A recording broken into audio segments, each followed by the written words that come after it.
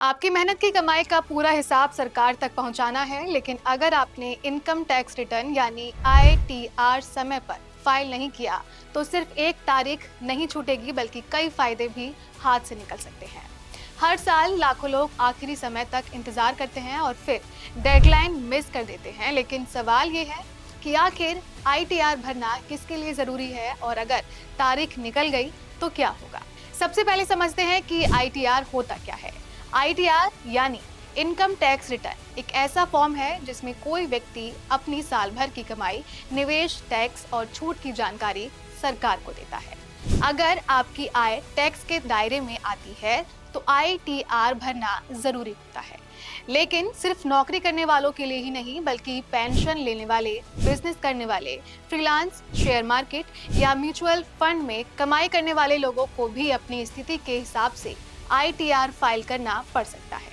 अब बात करते हैं डेडलाइन की। आमतौर पर जिन लोगों का टैक्स ऑडिट नहीं होता, उससे ज्यादातर नौकरी पेशा लोग, उनके लिए ITR फाइल करने की आखिरी तारीख 31 जुलाई होती है। वहीं बिजनेस या प्रोफेशन से जुड़े कुछ लोगों के लिए अलग डेडलाइन हो सकती है।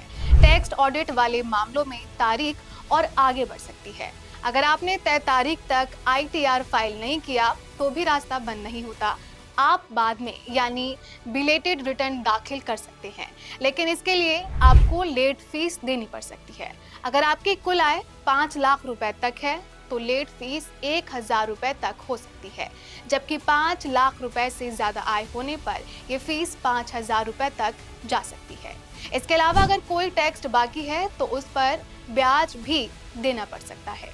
लेकिन नुकसान सिर्फ जुर्माने तक सीमित नहीं है। अगर आप समय पर ITR फाइल नहीं करते तो कुछ मामलों में आप अपने नुकसान को आगे के सालों में एडजस्ट करने का फायदा हो सकते हैं, जैसे शेयर मार्केट या बिजनेस में हुआ नुकसान जिसे भविष्य की कमाई के साथ सेट ऑफ किया जा सकता था, वो सुविधा प्रभावित हो सकती है। वहीं एक और बड़ी बात, कई लोगों को लगता है कि अगर उनकी सैलरी से TDS यानी tax deduct at source cut गया है तो ITR भरने की जरूरत नहीं है, लेकिन ऐसा है नहीं। TDS कटना और ITR फाइल करना दोनों अलग चीजें हैं। आपको अपनी आय की जानकारी देनी होती है और अगर ज्यादा टैक्स कट गया तो ITR के जरिए रिफंड भी क्लेम किया जा सकता है। अब सवाल आता है कि किन लोगों को ITR भरना जरूरी है।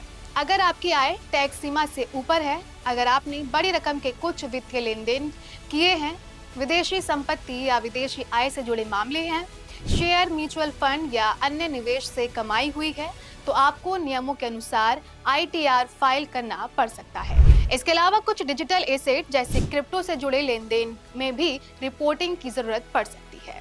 ITR भरते समय सिर्फ जल्दी करना जरूरी नहीं, बल्कि सही जानकारी देना भी उतना ही जरूरी है।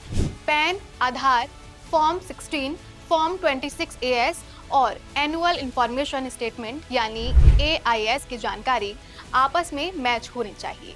छोटी सी गलती भी रिटर्न में देरी या परेशानी पैदा कर सकती है।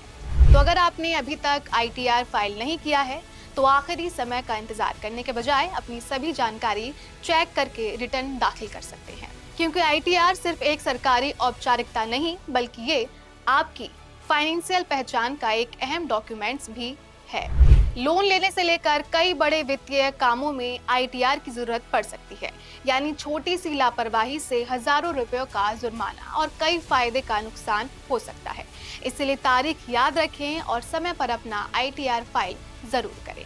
ऐसे ही जानकारी के लिए जुड़े रहिए अनकोट मीडिया के साथ।